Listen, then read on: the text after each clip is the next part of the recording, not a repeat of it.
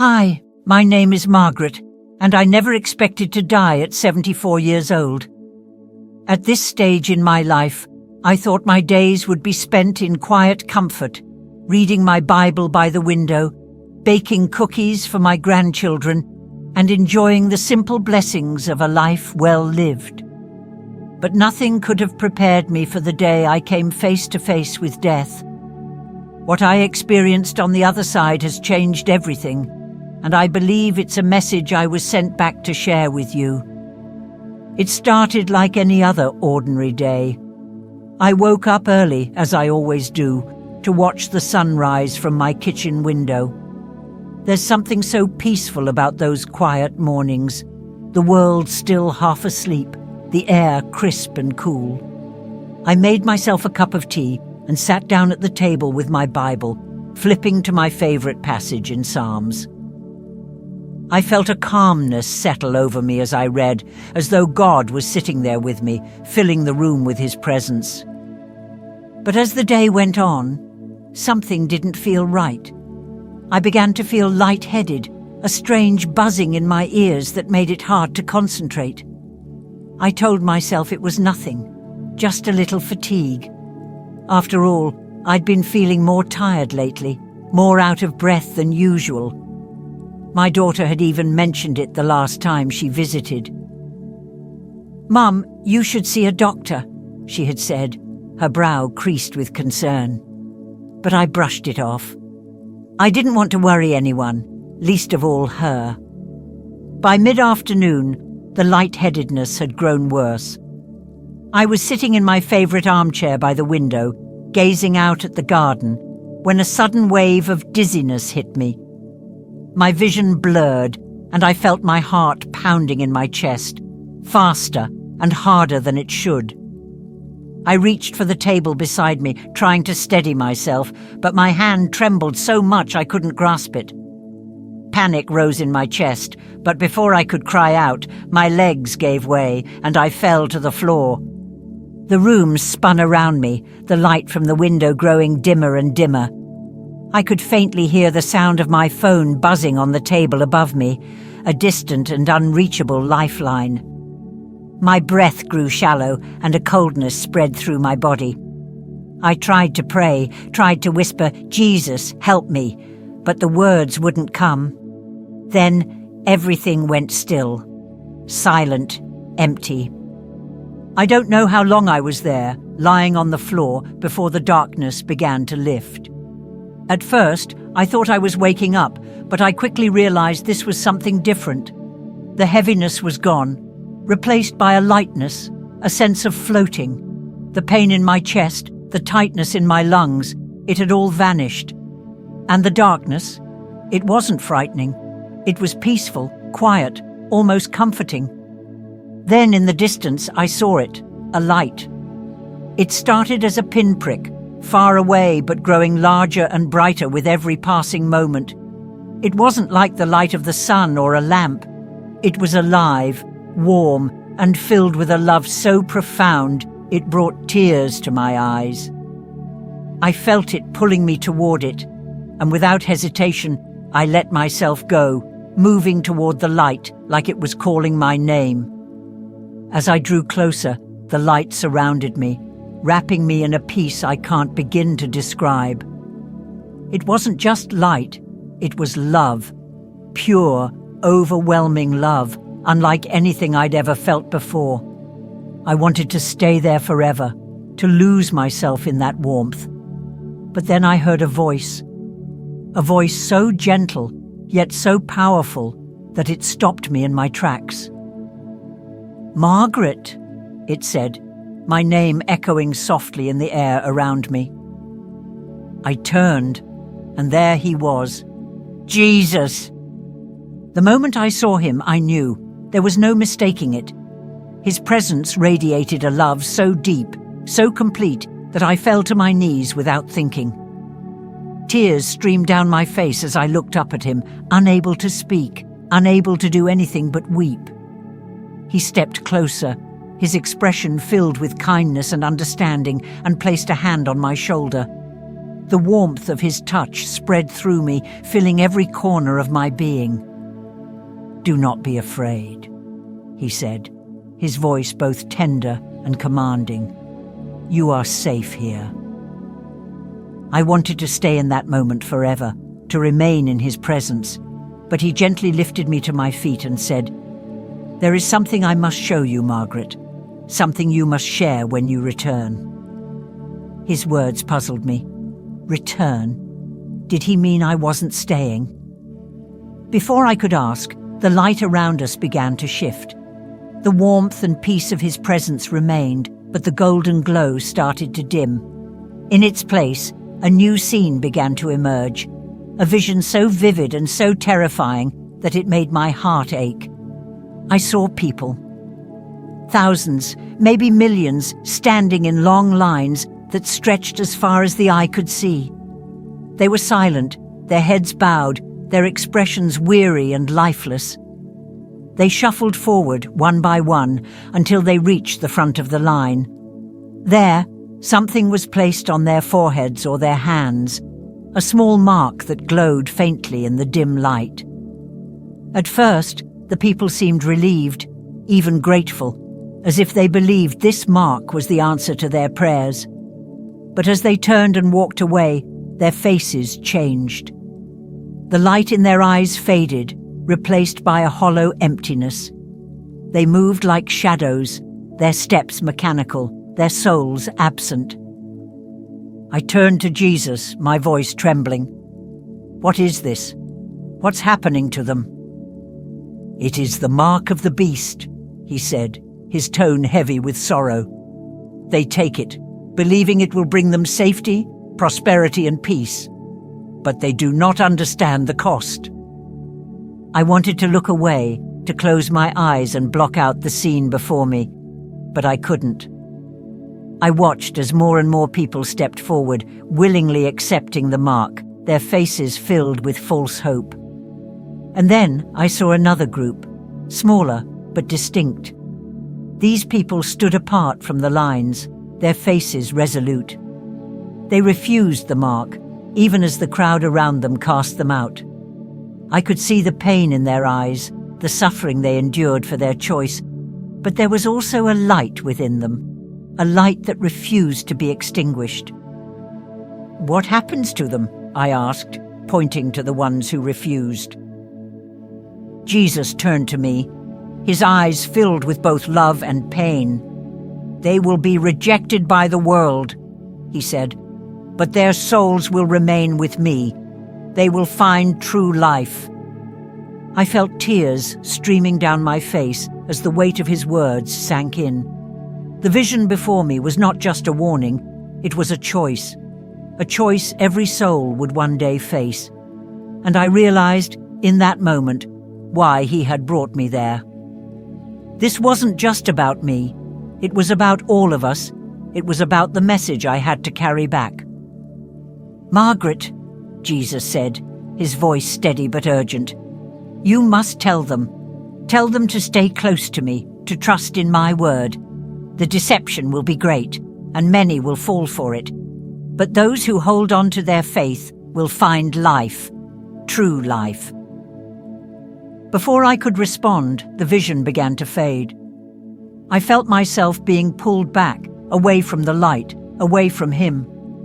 I tried to hold on, to stay in his presence, but his voice followed me, echoing in my heart. "Go, Margaret.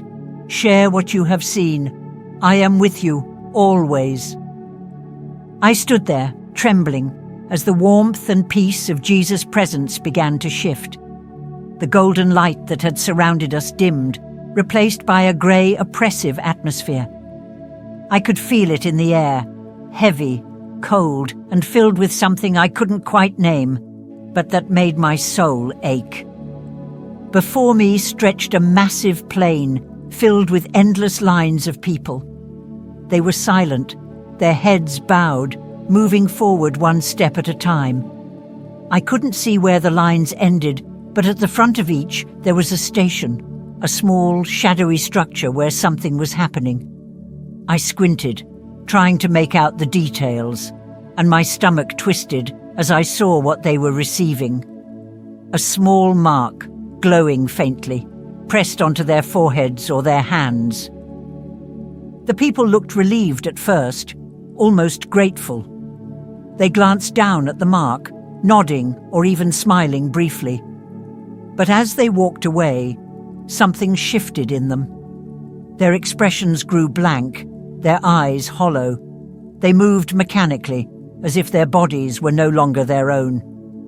It was as though the light within them had been snuffed out, leaving behind only shadows. I turned to Jesus, my heart pounding. "What is this?" I asked, my voice trembling. "What's happening to them?" "This is the mark of the beast," he said, his voice heavy with sorrow. "They take it willingly, believing it will bring them safety, prosperity, and peace, but they do not understand what they are giving up." My chest tightened as I watched more and more people step forward.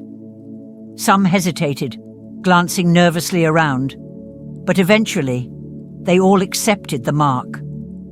The lines kept moving, unending, as though the whole world was being drawn toward this single decision. I wanted to cry out, to warn them, but my voice caught in my throat. It was as if a weight had pressed down on me, holding me in place. I turned back to Jesus, tears streaming down my face. "Why don't they see it?" I asked. "Why can't they tell what it really is?" "The deception is great," he said. "It will not appear as something evil. It will come as a solution, a way to fix what is broken, to bring order to chaos. Many will believe it is the answer to their prayers, but in taking the mark, they lose what they cannot regain, their souls." The weight of his words hit me like a blow. I looked back at the people, at the endless lines moving toward their doom, and my heart broke. "Is there no hope for them?" I asked, my voice barely above a whisper. "There is always hope," he said, placing a hand on my shoulder. "But it is a choice. Each person must decide whether to trust in me or to trust in the world." My eyes were drawn to a smaller group standing apart from the lines. They were scattered, almost invisible against the sea of people moving forward. These were the ones who refused the mark. They stood with their heads held high, their faces resolute. But I could see the pain in their eyes, the way they clung to each other for support. They were being pushed aside, mocked, and rejected by the larger crowd. Some were dragged away, their cries echoing across the plain. Yet they held firm. "What about them?" I asked, pointing to the group. "What happens to them?" Jesus' eyes softened, and I saw both sorrow and love in his expression. "They will suffer," he said. "The world will cast them out, reject them, and persecute them. Many will lose everything, but their souls will remain with me. They will find true life, eternal life." I felt tears streaming down my face, my heart breaking for both groups, the ones who took the mark and the ones who refused it. The choice was so clear, so black and white, and yet I could see how easily people were deceived. The mark didn't look like evil. It looked like the solution to every problem, the answer to every prayer. But the cost was unimaginable. As I watched, the vision began to shift again. The grey, oppressive atmosphere lifted, and I found myself standing before a massive book. It was enormous, glowing with a golden light that seemed to pulse like a heartbeat. The pages were filled with names, each one written in radiant, shimmering letters. I knew instantly what it was. "This is the book of life," Jesus said, his voice reverent. "Here are the names of those who have chosen me, who have remained faithful. Their souls are safe." I stared at the book, overwhelmed by its beauty and significance. The names seemed to glow brighter as I read them, and I realized I recognized some of them. Family members, friends, people from my church. My heart swelled with hope and gratitude as I saw the names of those I loved written in its pages. But then something strange happened. A new name appeared on the page before me, glowing even brighter than the rest. My breath caught in my throat as I read it. The name didn't make sense to me at first. It didn't fit with the others. But Jesus looked at me, his expression serious. "This name will matter in the days to come," he said. "Pray for them. Pray for all who will stand against the deception. The battle ahead will not be easy." I turned to him, my mind racing. "What does it mean? What am I supposed to do?" "You must tell them," he said, his voice steady but urgent. "Warn them of the mark.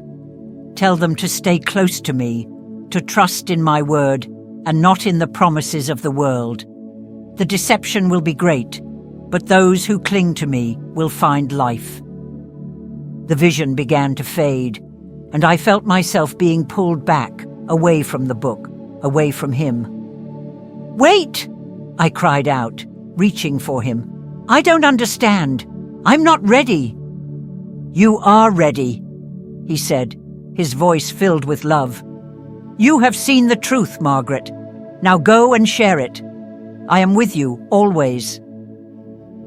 The last thing I saw was his face, filled with love and reassurance, before everything went dark. Then, with a gasp, I woke up. I woke with a sharp gasp, my lungs filling with air as though I had been holding my breath for hours. The room around me was blurred, the colors and shapes swimming together like a dream I couldn't quite shake off.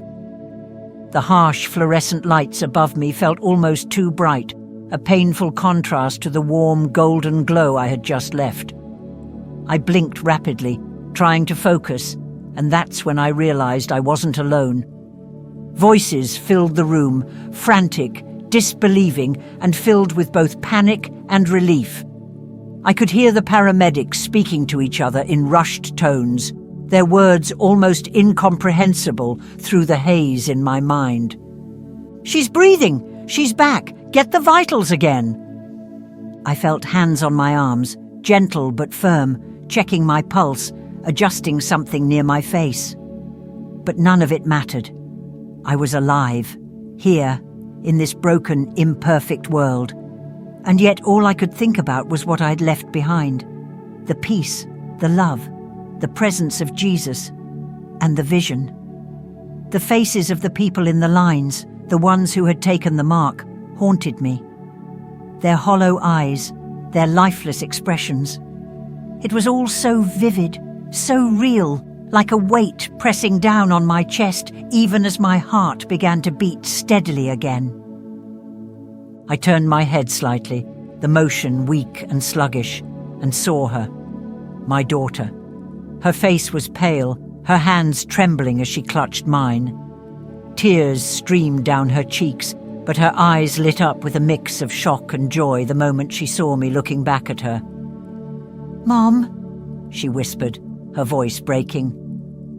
"Oh my God! Mom, you're alive!" Her words were filled with so much emotion that they made my own tears start to fall.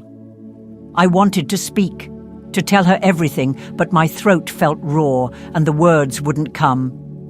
Instead, I squeezed her hand weakly, the only way I could let her know I was here. Her sobs grew louder, her head falling forward onto the edge of the bed as she cried tears of relief and gratitude. The paramedics were still speaking to each other, their disbelief evident.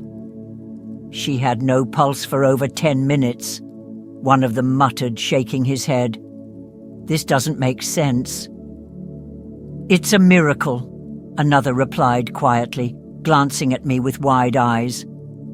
I wanted to tell them that it was a miracle, but I didn't have the strength. Instead, I closed my eyes, my mind still spinning from the vision I had been shown. The words of Jesus echoed in my heart, clear and urgent. "Warn them, tell them to stay close to me. The deception will be great."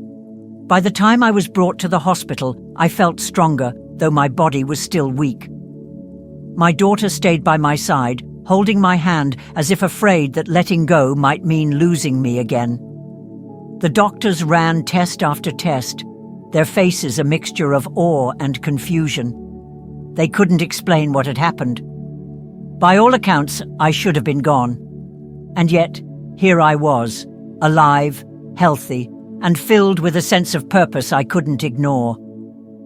When the room finally cleared, and it was just my daughter and me, I turned to her, my voice soft but steady. "I saw him," I said. She froze, her eyes wide. "What? Mom, what do you mean?" "I saw Jesus," I said, my voice trembling with emotion. "I was with him, and he showed me. He showed me things I can't unsee." Her face was a mixture of disbelief and concern, but she didn't interrupt. She simply nodded, urging me to continue.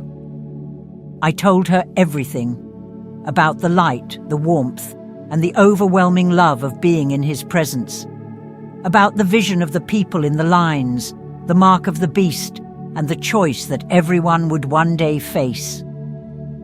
As I spoke, her expression shifted from disbelief to awe, and finally to fear. "Mom," she said, her voice barely above a whisper, "what does it mean? What are we supposed to do?" "We stay close to him," I said firmly. "We trust in his word, not in the promises of this world. The mark will come, and it will look like the answer to all our problems. But it's not. It's a trap, and we can't fall for it." The weight of my words hung in the air, and for a long time, neither of us spoke. She held my hand tightly, her eyes brimming with tears. "Do you think people will believe you?" she finally asked. I shook my head slowly. "I don't know," I admitted, "but I have to try. Jesus sent me back for a reason, and I can't ignore that." The days that followed were surreal. News of my recovery spread quickly, especially among friends and family who knew the severity of my condition. People began reaching out, first to check on me, and then, as the story spread, to hear about what had happened. I started small, sharing my experience with close friends and our church group. At first, I was nervous. What if they thought I was crazy? What if they dismissed it as a hallucination or a trick of the mind? But as I spoke, I saw the impact it had on people. They listened with wide eyes and tearful faces, their expressions filled with a mixture of awe and fear. Some wept openly, clutching their Bibles as I described the vision of the lines, the mark, and the hollow faces of those who had taken it. Others nodded quietly, as though the story confirmed something they had already suspected in their hearts. One woman approached me after a church gathering, her hands trembling as she clutched mine. "Margaret," she said, her voice thick with emotion, "what you're saying, it lines up with Scripture. It's in Revelation, isn't it? The mark of the beast. It's all there." I nodded, tears filling my own eyes. "It is," I said, "but the world will try to twist it, to make us believe it's something good. That's why we have to stay vigilant. We have to stay close to him." The more I shared, the more people came to listen. Some were skeptical, others openly doubtful, but many believed. They saw the conviction in my eyes, heard the urgency in my voice, and knew that what I was saying came from a place beyond this world. It wasn't about me. It was about him, about the message he had given me to share. And yet, with every story I told, the weight of the responsibility grew heavier. I prayed constantly, asking God for strength and guidance. "Lord," I whispered one night, kneeling beside my bed, "you brought me back for a reason. Please help me fulfill it. Help me reach those who need to hear your truth." As I rose, I felt a peace wash over me, the same peace I had felt in his presence. I didn't have all the answers, and I didn't need them. All I needed was faith, the faith to trust in him and to keep going, one step at a time. The weeks after I returned from death felt like stepping into a world both familiar and completely changed. My home was the same. My Bible sat in its usual place on the table, and the sunlight still streamed through the window in the mornings. But something inside me was different. The vision I had seen, the words Jesus had spoken, stayed with me every waking moment. It was as though they were etched into my very soul.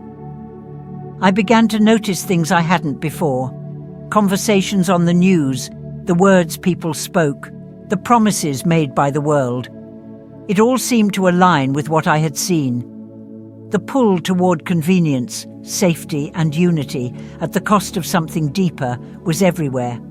I felt an urgency I couldn't shake, a calling to share what I had experienced. But how could I, an elderly woman from a small town, carry a message so big, so heavy? I started small. My first steps were conversations with my family. I gathered them one evening in my living room, the same space where we had celebrated birthdays and holidays for years. But this night was different. My children and grandchildren sat quietly, sensing the weight of what I was about to say. I told them everything about the lines, the mark, and the choice that would one day confront us all. At first, there was silence. My son, the practical one, leaned forward, his brow furrowed. "Mum," he said gently, "are you sure this wasn't—" "I don't know. Your mind playing tricks on you. You were in such a fragile state." I looked at him, my heart breaking a little, not because of his doubt, but because I understood it. "I know how it sounds," I said softly, "but I wasn't dreaming. I wasn't hallucinating. I was there. I saw it, and I can't keep quiet about it." My youngest granddaughter, who had been sitting cross-legged on the floor, spoke up, her voice trembling. "Grandma, what do we do? How do we know what's real and what's not?" Her question hit me hard, because it was the very question I had asked Jesus in the vision. "You stay close to him," I said firmly, my voice steady despite the tears welling in my eyes. "You read his word, you pray, and you listen for his voice. The world will offer you answers, solutions, and promises that seem so good, so right. But you have to trust in him above all else." My family's reactions varied. Some nodded, their faces filled with both fear and faith.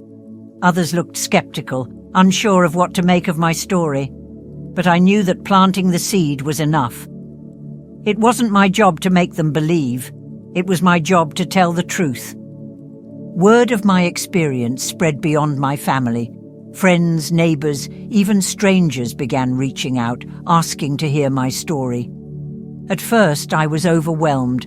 I wasn't a preacher or a public speaker. I was just Margaret, a grandmother who liked to bake cookies and tend her garden. But I remembered Jesus' words, "You have seen the truth. Now go and share it." One Sunday, my pastor invited me to speak at church. The sanctuary was packed, the pews filled with faces both familiar and new. As I stood at the pulpit, my hands trembling, I felt a wave of doubt wash over me. Who was I to deliver such a message? But then I closed my eyes and prayed. "Lord, let them hear you, not me." I began to speak, my voice quiet at first, but growing stronger with each word. I told them about the lines, the mark, and the deception that would come. I told them how the mark would appear to be the answer to all our problems, a promise of safety, prosperity, and unity, but that it was a lie. I described the hollow faces of those who took it, and the pain of those who refused but held on to their faith. "The choice won't be easy," I said, looking out at the sea of faces, many of them tear-streaked. "But Jesus made it clear, we must trust in him, not in the promises of the world. The time to prepare isn't tomorrow, it's today." As I stepped down from the pulpit, a woman approached me, her hands clasped tightly around a worn Bible. "Margaret," she said, her voice trembling, "what you said tonight, it's awakened something in me. I've been so focused on the worries of this world, and I've forgotten to trust in Him. Thank you for reminding me." Her words brought tears to my eyes. I didn't know how far my message would reach or how many people would believe it, but in that moment, I knew it was worth it. As the months passed, I spoke to more groups, churches, community gatherings, even small circles of friends in living rooms. Each time, the message was the same. Stay close to Jesus. Trust in His word. The deception will be great, but His love is greater. Some people embraced the message with open hearts, while others struggled to believe. But I trusted that the seeds were being planted, even if I couldn't see the harvest. One night, as I sat alone in my living room, the weight of it all pressed down on me. I prayed, tears streaming down my face. "Lord, I'm just one person. How can I make a difference? How can I possibly reach everyone who needs to hear this?" The answer came not in words, but in a quiet peace that settled over me, a reminder of His presence. I didn't need to reach everyone. I just needed to be faithful. The rest was in His hands. Looking back now, I realize how much my life has changed. I went from thinking my time on this earth was over to being entrusted with a message so urgent, so vital, that it burns in my heart every day. I don't know when the mark of the beast will come or how exactly it will appear. But I do know this: the time to prepare is now. Not through fear, but through faith. Not by looking to the world for answers, but by looking to Him. If you're hearing my story, I believe it's for a reason. Jesus brought me back to share this message, not just with my family or my church, but with you. Please, don't ignore it. Stay close to Him. Read His word. Pray. And when the time comes, when the world offers you a choice that seems too good to be true, remember this: nothing is worth more than your soul. As I finish telling you my story, I leave you with the same words Jesus left with me. I am with you always. That promise is for you too. Trust in Him and you will find life, true eternal life.